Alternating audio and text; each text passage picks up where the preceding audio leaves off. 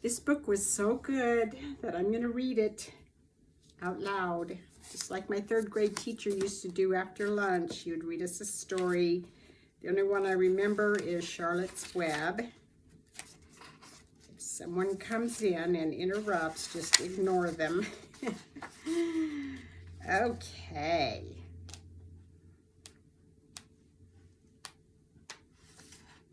I'm only going to read chapter 1 today.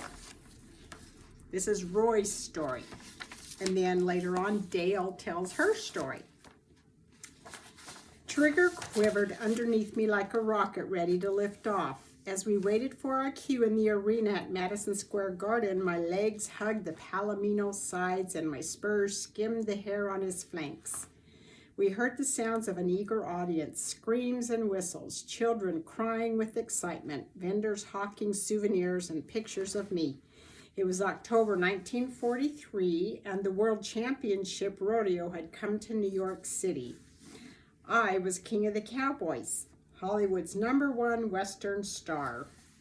Life magazine had put me on Trigger on its cover, rearing up over the skyline of Los Angeles.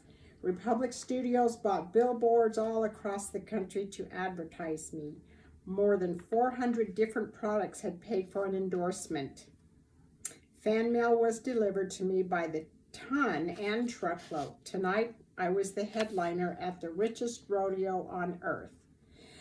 The timpani sounded and the drum rolls began. I heard my name rumble through the crowd in whispers, shouts, and laughter.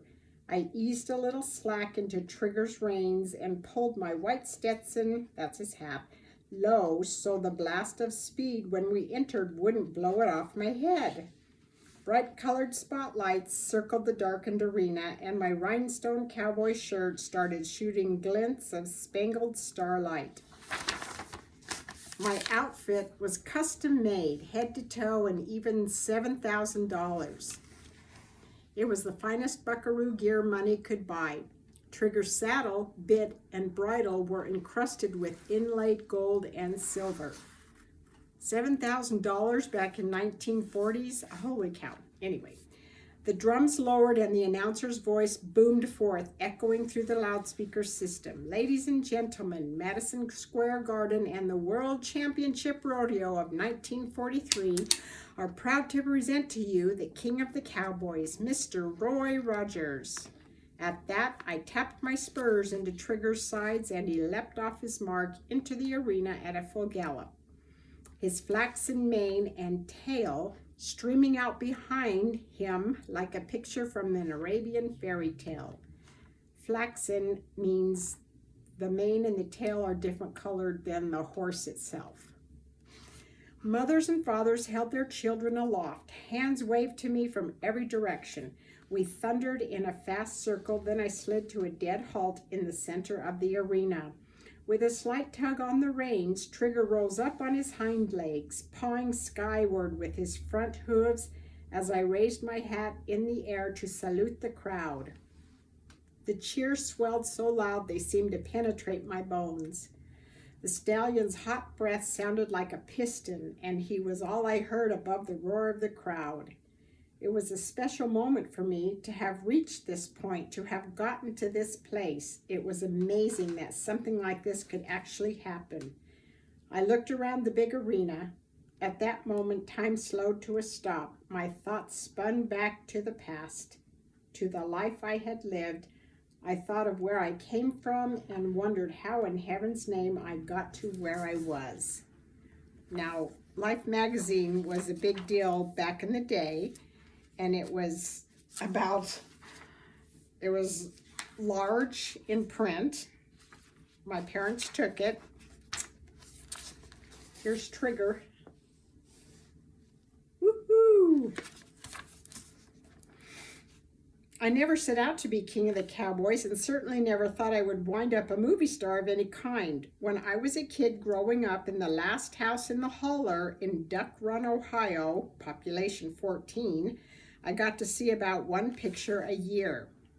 He says he lived in the last house in the holler. And the holler is land between two mountains where people live.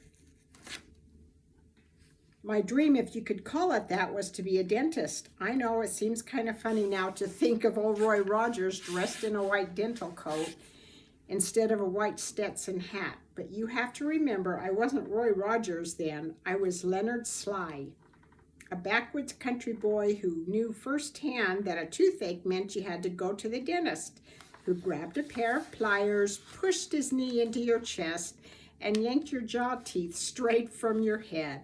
I guess before I learned about the cowboys, I believed a hero was someone who could take out your sore tooth without it hurting too bad.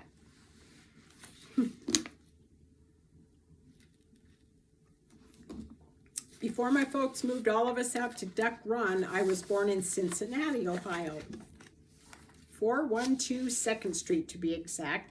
You won't be able to find my home if you go looking for it, because where I first popped out and looked around is now second base on the baseball diamond of Riverfront Stadium.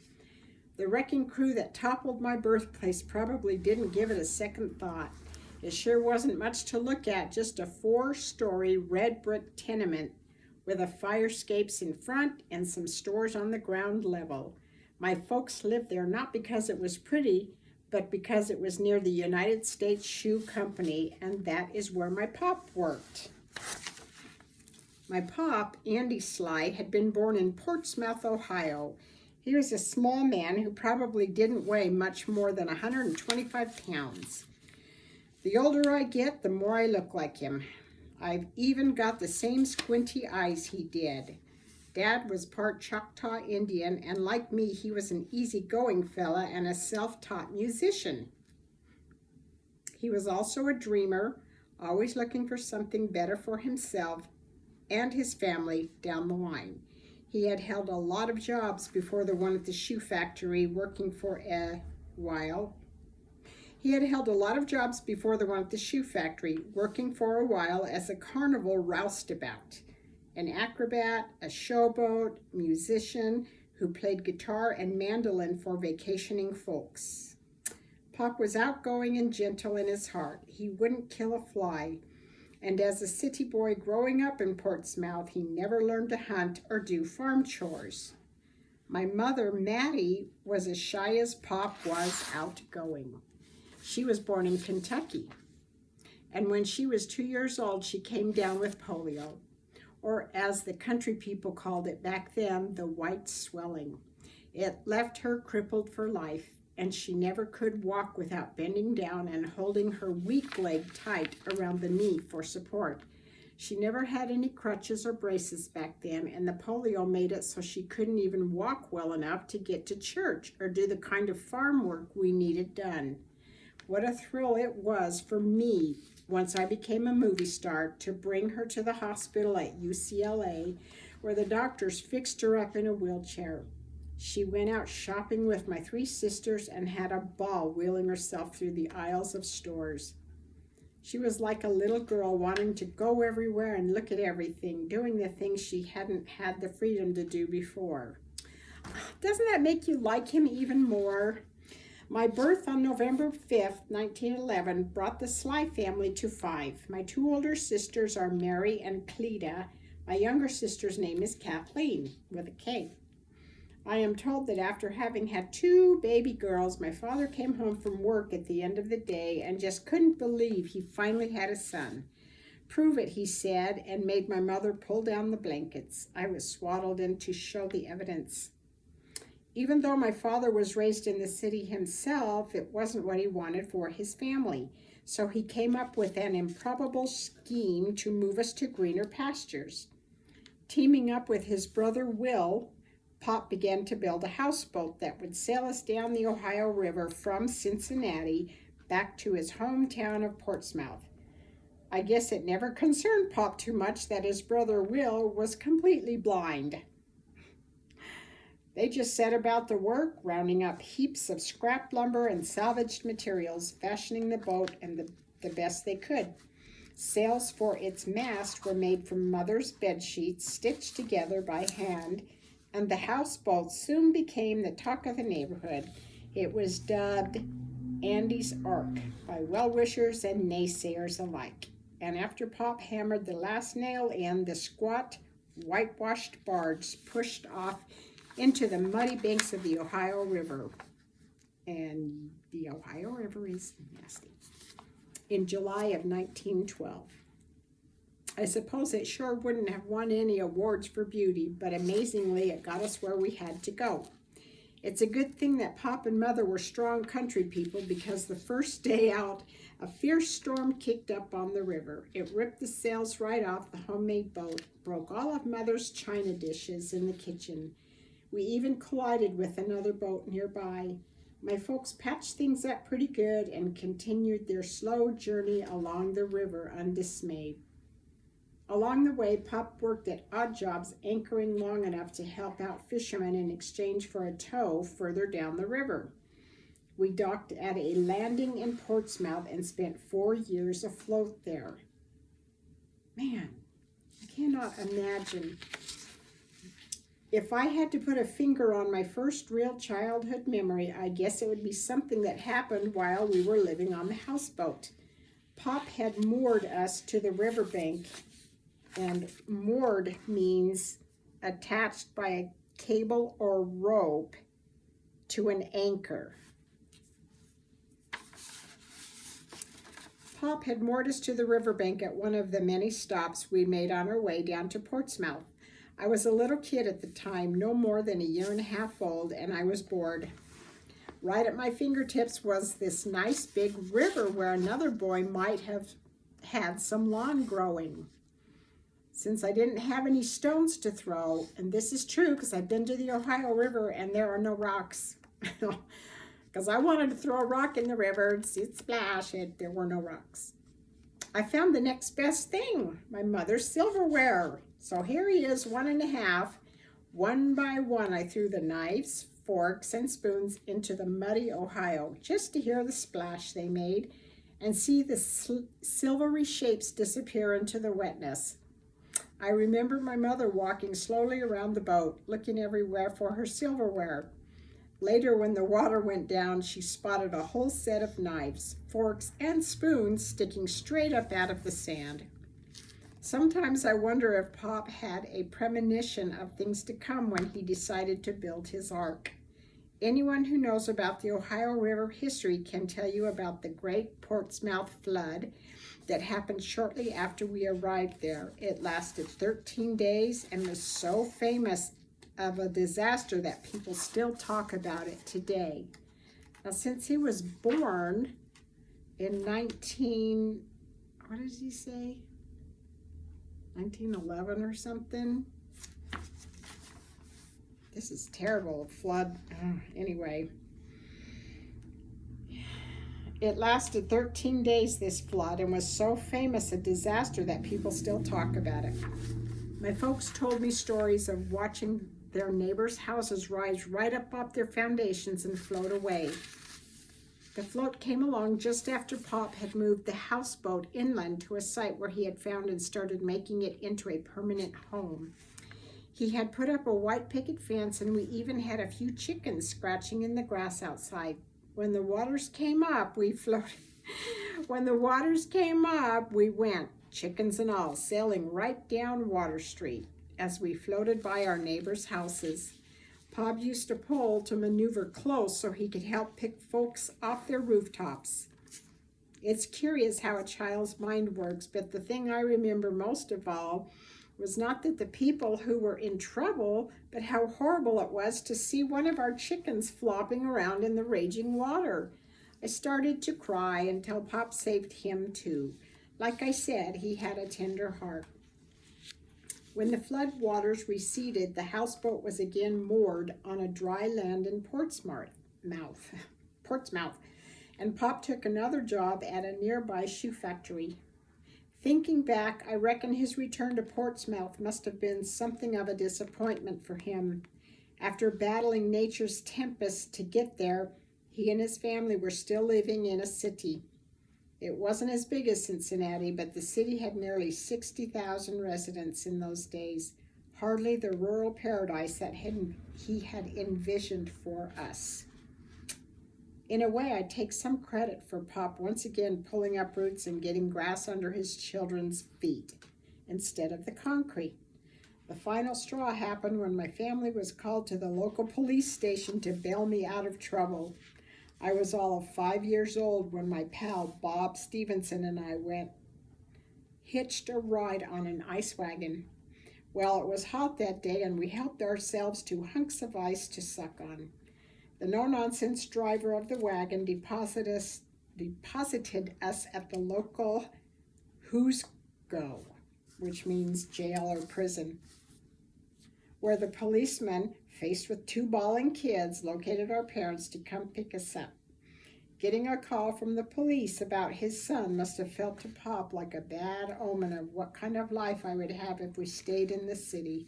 So pretty soon after my trip to jail, we packed most of what we owned into a second-hand Maxwell car and headed deep into the countryside to Duck Run, a good 12 miles out of town. We were finally home and we stayed until I was a teenager. A Maxwell. Here's his mom. Here he is, and here's his mom and dad.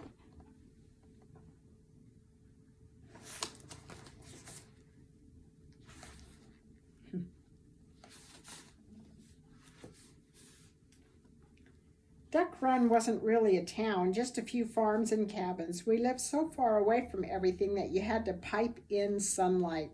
We lived in the last house in the holler. There was no plumbing or electricity and no radio to listen to until I got older and built a crystal set. I didn't wear shoes all summer when we lived there unless it was Sunday. Never having been a farmer himself, Pop knew he couldn't make enough of a living working the land to support all of us. So he moved back to Portsmouth, where he lived alone for 2 weeks at a time, coming home to visit every other Saturday and Sunday. Today, to travel 12 miles sounds like nothing, but back then it was a day's trip along a rough country road. When I was a teenager, it was 13 miles from our house to Vegas, and it seemed like a day trip because we didn't have freeways. For me, the most startling thing about moving to Duck Run was that at age 6, I suddenly became the man of the family. With Pop gone for 2 weeks at a time, I was plunked down in the middle of nowhere with a whole heap of farm chores to do.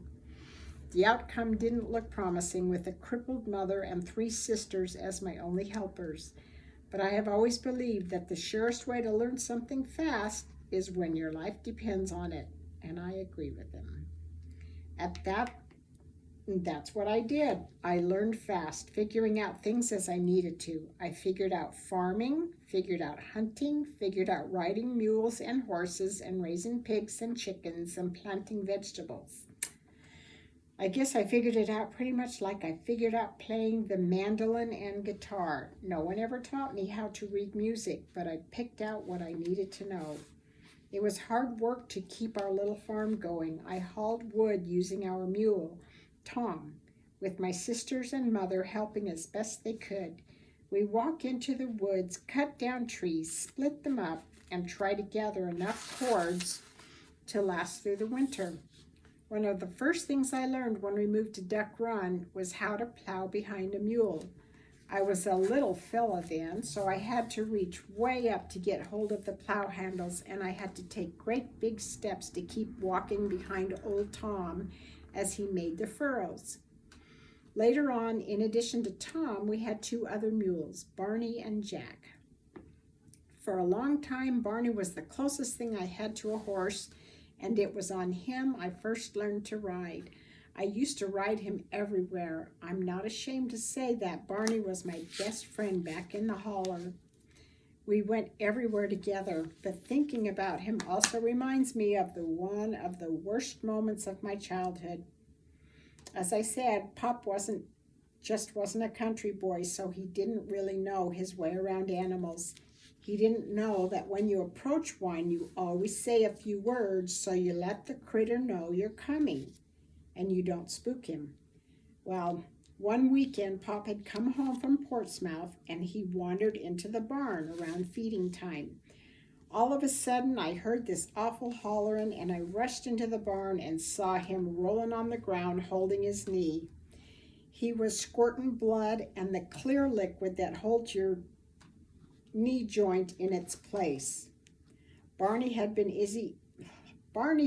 busy eating his dinner when Pop walked up behind him and surprised him. That old mule just hauled off and kicked him square in the knee. I knelt down and wrapped Pop's leg up real tight with rags, and we were able to get him to the hospital, where they sewed up his leg and managed to save it. Pop's injury was bad enough, but what followed made me ashamed of myself for years. When I got back from the hospital, I stormed into the barn, picked up a pitchfork, and stuck it right into Barney's butt.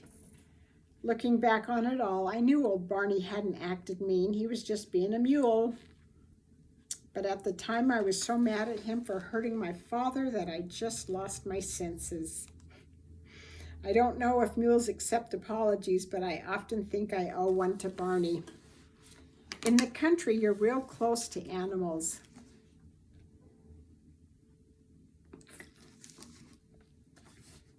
I learned to track raccoons and to know every bird in the woods by its call. I had a pet skunk, a groundhog, and a rooster that I trained to sit on my shoulder and crow. If there was ever a sick or injured animal out there, I couldn't help but bring it home and see what I could do for it. One time I found a puppy with a broken leg, must have been abandoned, that I took home and tried to fix up. I made her a splint, fixed her a bed from an old quilt, and fed her warm milk. After some time, I wrapped the leg, and the puppy stepped free. The bone had mended, but the pup still walked with a limp.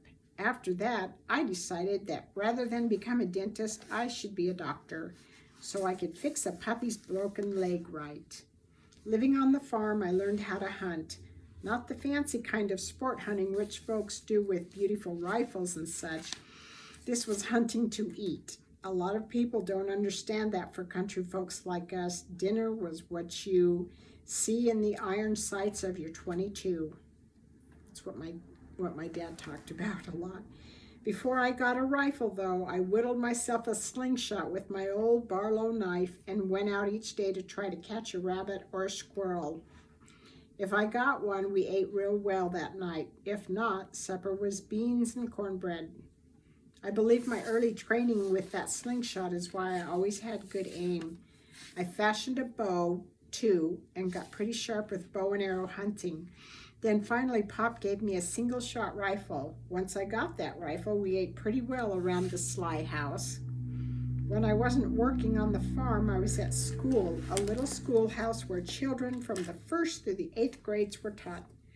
I don't recall there being more than 4 or 5 kids in the class, and no matter how far away they lived, everybody walked to school.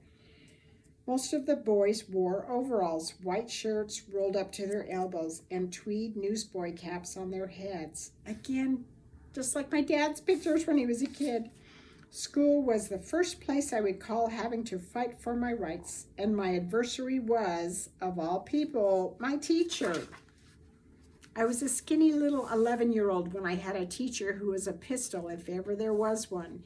He wouldn't touch the girls in class, but partner, he'd give it to us boys. He beat us up every day. You didn't have to do anything to get beat up either. Just show up for school. I grew pretty tired of getting home every day covered with welts and bruises. So one day it all came to a head. During recess, a girl in the class threw my cap up in the air and it landed on the school roof. To get back at her, I grabbed her hat and threw it up there too.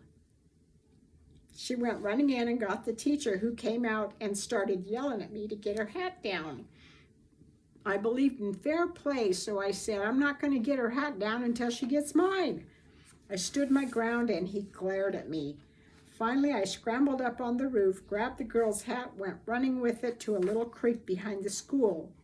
I waded in it and held the hat out for him in the middle of the stream, calling, come and get it. He turned red with rage and stormed back into the schoolhouse.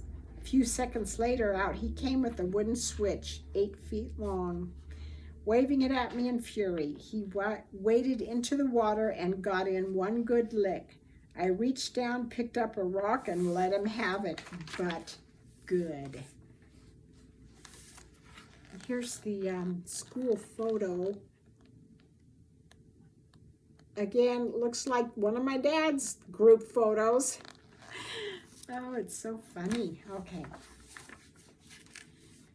I regret having come to blows with him, but after that day, he stopped picking on me. Without a father living at home and no brothers, I had to learn at a young age to settle my own fights. The funny thing is that when I was no longer skinny little Len Sly, but Roy Rogers, the movie star, wouldn't you know that one day when I was performing in front of a big crowd in Ohio, I looked out and there was the same teacher who had made my life so miserable standing there waiting for an autograph.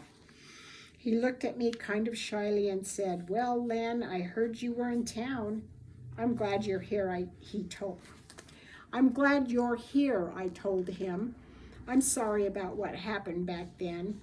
We shook hands and I signed a picture for him. I'm glad I saw him again. It took all those years of hate out of my mind. He's just a nice guy. Dang it. Life in Duck Run wasn't all work and school. I had lots of fun too, but it was a different kind of fun that kids have nowadays. And that time before video games and trips to Disney World, families made their own fun. For the Sly family, most fun we could have together was singing. Whole family was musical. Pop played the mandolin, Mother played the guitar, and my sisters and I all joined in. On weekends when Pop was home, we made harmony long into the night. Sometimes on a Friday night, we all went to the square dance, even Mom. Though she had such a hard time walking, I was shy, but when the music played, I didn't feel so bashful. Pretty soon I learned how to call the dances. I loved to call Swing Your Partner, Do-Si-Do, and Alamande left. I can't remember how you say that word in square dance. Alamande. I think one of the best things that I ever did when I was young was join the 4-H club. That happened thanks to a teacher I had named Guy Baumgardner. He was just the opposite of the teacher I had the fracas with. One of the kindest, most caring people I ever met up with. Just looking at him made me feel good, as he was always had a smile on his face and he had a way of making even schoolwork seem like fun. 2 weeks after he got there, he had all us kids eating out of his hand. He had heard about the trouble we were having with that other school teacher, so he was extra nice. He started a baseball team and a basketball team and used to take us kids out on nature walks, pointing out different creatures that we saw. I loved that. He also started a 4-H club, which he encouraged me to join. Mr. Baumgardner, or Guy, as he preferred his students to call him, suggested that we buy baby pigs and raise them for our pig club. I got myself a newborn black baby pig, named her Evangeline, and raised her up as well as I could. To get her ready for the Scioto County Fair in Lucasville, Ohio, I had to hold her in my lap, which was fun. I brushed her until she shone like ebony, and I manicured her toenails. I guess I did a pretty good job because Evangeline took the grand prize. That included a trip to the state capital, Columbus, where I have been, Columbus, Ohio, which was further away from home than I'd ever imagined going. When Mr. Baumgardner came to pick me up to leave for the trip, I nearly didn't get out of the house for all the worrying my family did. Each of my sisters gave me 10 kisses apiece, and my mom was hugging me so tight I could hardly breathe. I remember Mr. Baumgardner out on the porch calling, "Hurry up, Len, or we'll never get to Columbus." Finally, I was hugged and kissed enough by all the ladies in the family to satisfy them, and away we went. That was some adventure. Let me tell you, I got to see Ohio State University and Ohio State Penitentiary all in one day. At the old Neal House Hotel, I encountered the very first elevator I ever saw. I spent nearly the whole first day we were there riding up and down in it, amazed. I liked farming and it kept me plenty busy, but I had other interests too. I played the clarinet a little. I liked sports, especially baseball, and for a while there I thought I might have a future as a pitcher because he thought it would help me get over my shyness. Guy Baumgartner encouraged me to try out for the school play. To my horror and dismay, I was cast as Santa Claus. That's funny. Which meant I had to stand up in front of a crowd of people, patting my padded belly and saying, ho, ho, ho. As if that weren't bad enough, I then had to sing a little song about Santa, heaping the stockings high and carrying toys in a sack on his back. You would have thought I had to deliver a Shakespearean speech.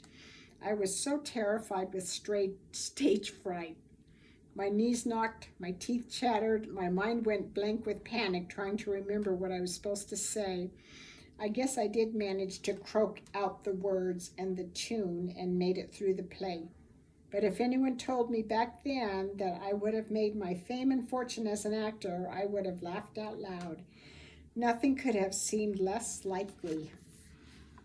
Christmas at home with the family was a wonderful time. We didn't have much money for presents, so I whittled little things out of wood for my sisters and my folks. I made whistles and little boxes for their knickknacks, and we all got together to make ornaments for the tree out of paper and cardboard and strings laced through popcorn and cranberries. We found our tree in the woods out back of our house, and I went out and killed a chicken. Dad never could do that, which Mom cooked up with vegetables she had put up during the fall. Pop was thrifty, a trait I inherited from him along with the squinty eyes. But he could also be mighty kind. The best gift he ever got me was a horse when I was 11 years old. Her name was Babe, and she was a little ex-sulky racer.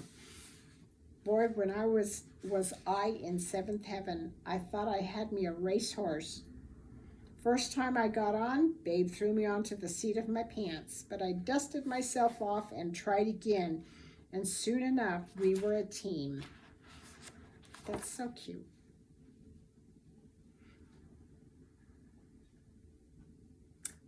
I even taught her a few tricks like saying yes and no and bowing, and I was convinced she was the smartest animal on earth. After a while, I learned to ride Babe from Duck Run into Portsmouth, where I visited my father. When he had an extra dime sometimes, he gave it to me so I could see a movie.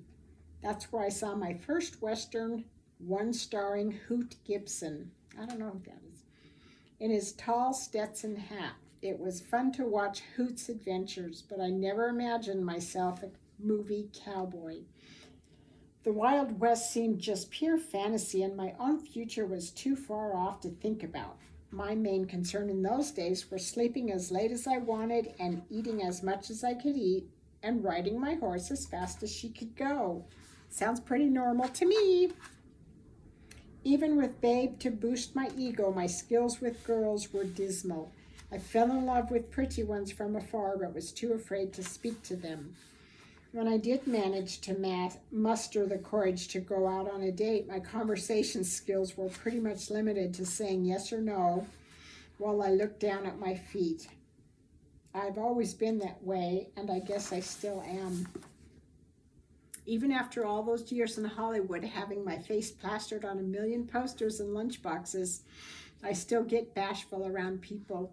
I'm fine with kids and horses and animals, and of course with my family, but when I have to be with strangers, I still feel a little like that bashful kid trying to be Santa Claus in the school play.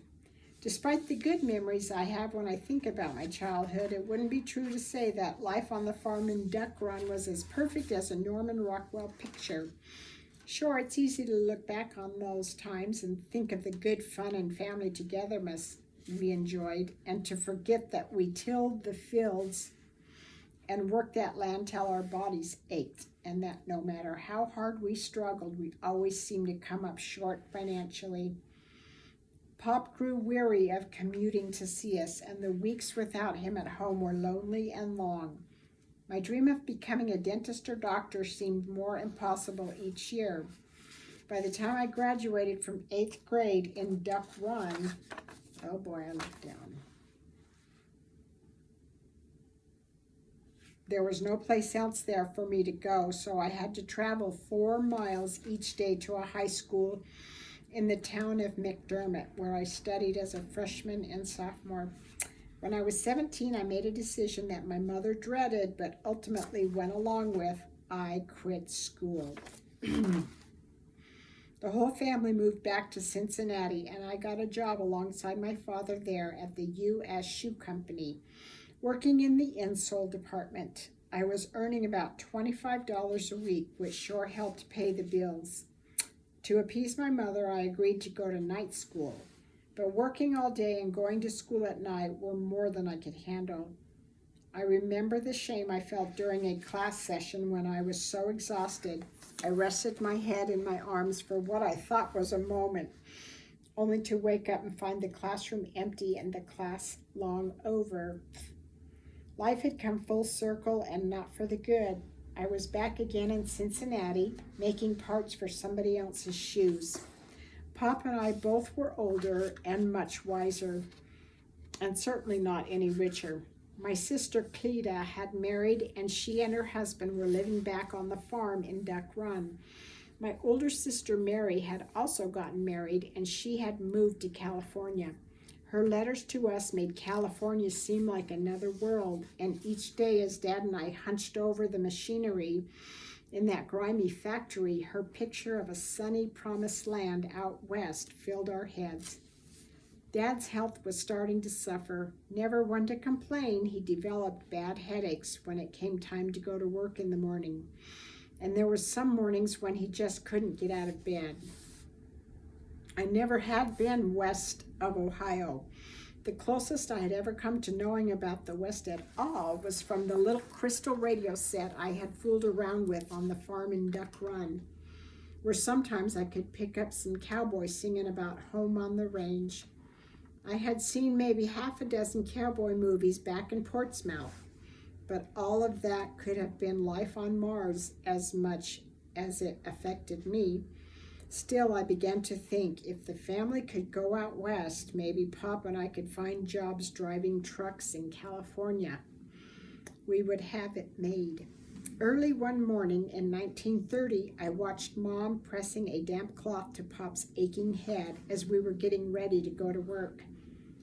He was gray-faced and sad. As I looked at him, I thought of the small bundle of bills I had managed to stash away from work. I was 18 and eager for a change. Dad, I have $90 saved, I said. I bet you've got at least 100. Why don't we head out to see Mary in California? Look around, see what's there. Watching Pop's face was like seeing the hands of a clock tick backwards.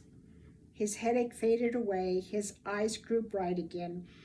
We began to pack that very day, loading up the family's old rattletrap, 1923 Dodge, for a long trek out west. The Jodes in the Grapes of Wrath or the Beverly Hillbillies had nothing on us. Slides as we hit the highway. You never saw such a rotten-looking vehicle piled to the top with rickety junk. About the only precious things we had to our names were our dreams, which were bright enough to keep us heading west toward the setting sun.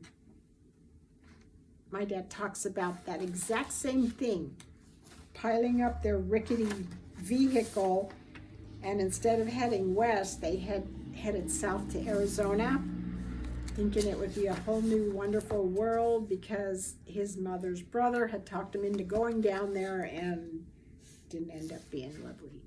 So chapter 2 will be tomorrow, and that's Dale's story. Bye-bye.